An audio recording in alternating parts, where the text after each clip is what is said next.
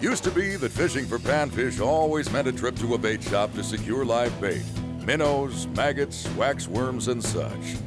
Well, things are beginning to change. Tiny plastics are one of the hottest new happenings on ice. What do you got on, Corey? I got one of those new Berkeley Gulp fish fry on. It's got just a killer little action on the tail. Yeah, that's a good bait. Yeah. What do you got on, Jeff? I got a fish. Oh, there you go. I actually have one of those custom jigs and spins. Ooh. Perfect. Boy, these gills, they're awesome fighters. Well, he's not that big, Corey, but he's a good start. Absolutely. That's Corey Schmidt and I. Today we're out here fishing soft plastics.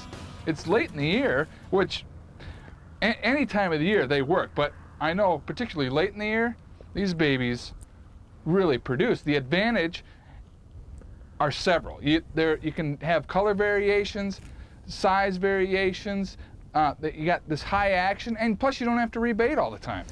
Yeah, I mean, these gills, you know, they get in shallow water this time of the year, but it's kind of fun with the plastics because it really forces you to focus on your presentation. With live bait, it's easy a lot of times. They'll just come up, but on these plastics, you got to keep that tail quivering all the time.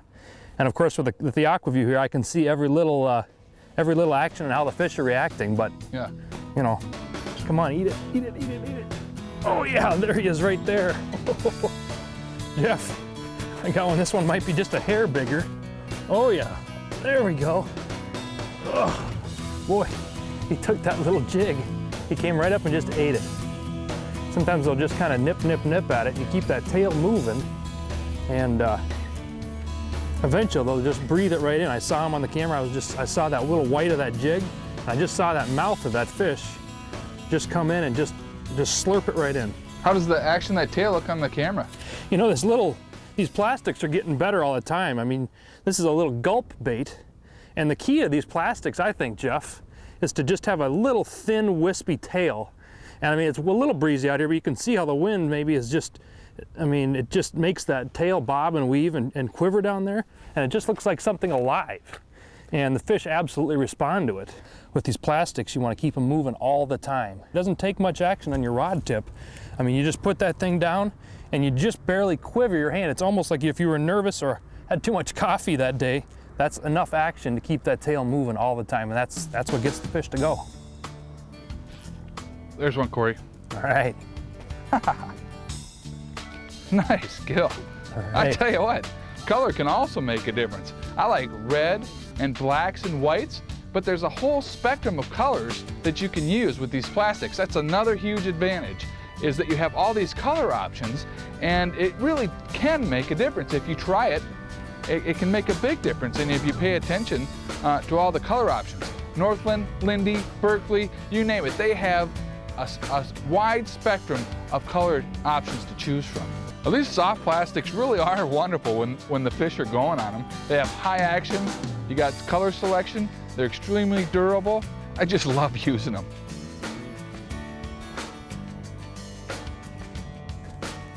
Oh, man. Oh, it's got my goat. Oh, there he is. Hey, there you go, Corey. Oh, there we go. There we go. Boy, that guy really ate that plastic right down.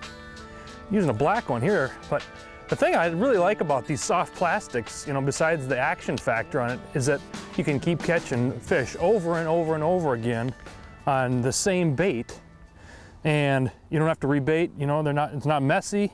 You put one down there, you can actually select for a little bit bigger fish too, especially when you're kind of sight fishing them like I'm doing.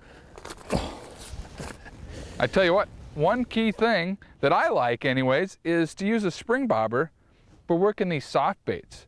And the whole deal is if it was just the rod blank, it's more of a stiffer. The action I impair on the jig is a stiffer, more aggressive action. But by adding a spring bobber, it nullifies the action I'm impairing on the jig and creates a real natural presentation.